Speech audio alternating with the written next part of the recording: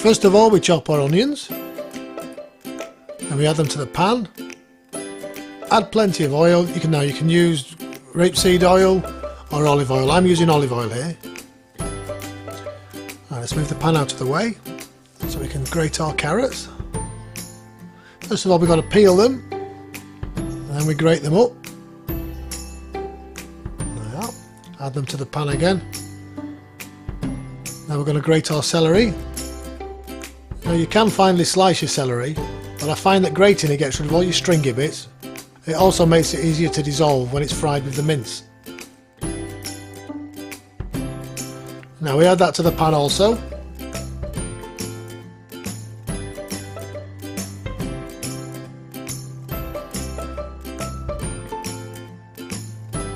Now it's time to chop our garlic.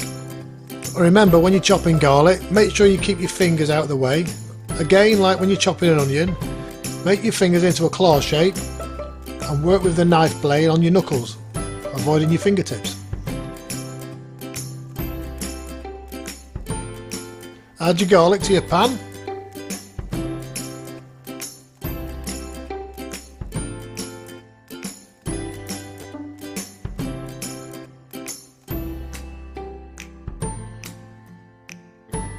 Now we're going to add our herbs. Now these are just mixed herbs and you just add what you want to taste. I like quite a lot.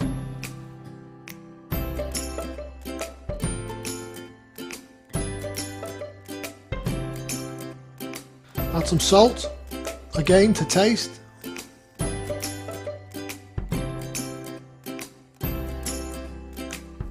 Ground black pepper. Add this to taste.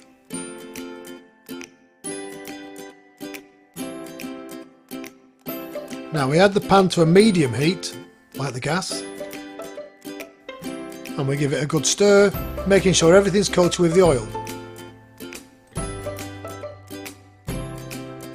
Now to make our sauce, we add 2 tins of chopped tomatoes, a pinch of herbs, a fair pinch of pepper,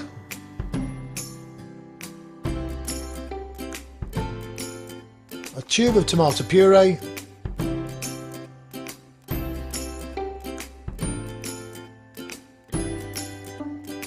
and if you've got a couple of tomatoes left over on your veg rack, you can stick them in as well. Blend everything up with the blender until you've got a nice smooth paste.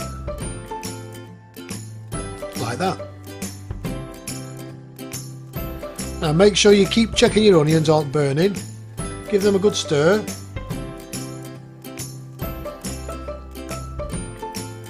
And when they're translucent like this, they're done. So now what we're going to do, we're going to add them to a bowl.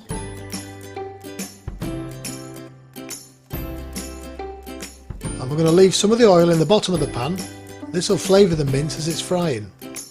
You won't need to add any more oil to fry the mince because the meat produces its own. This will be drained off later. Now give the mince a good stir up, otherwise it'll fry in one big lump. The aim is to brown the mince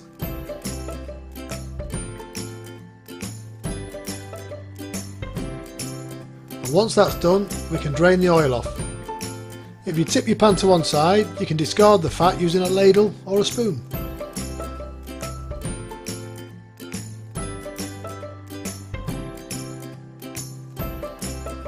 Now just leave a little bit of oil left in the pan and give that a mix together.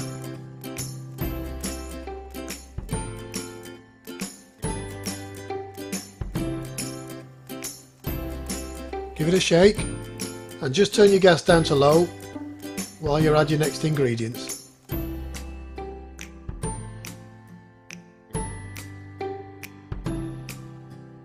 Now we add the oxo, and I'm just going to add a little bit more pepper as well.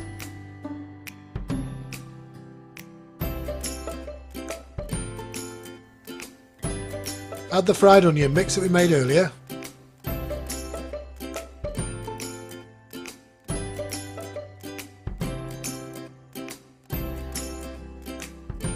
Stir it all in together.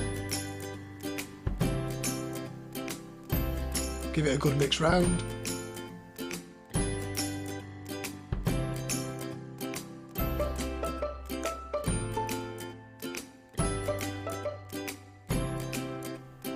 Once it's all mixed well, we can add our sauce.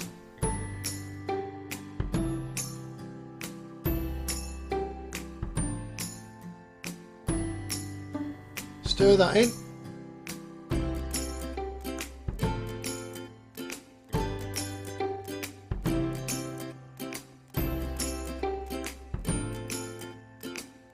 Make sure everything's coated.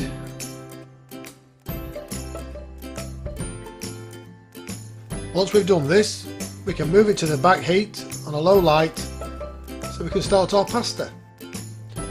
This should simmer now for about 20 minutes, 25 minutes, just enough time to let the meat cook through.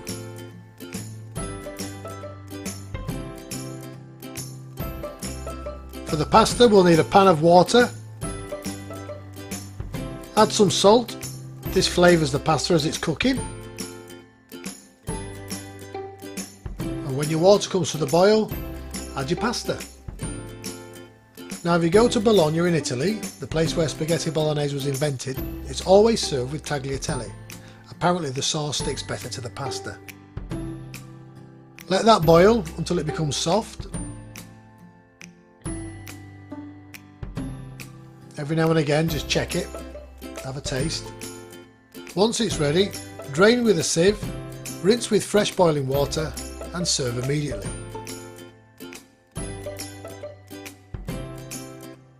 Add your sauce on the top.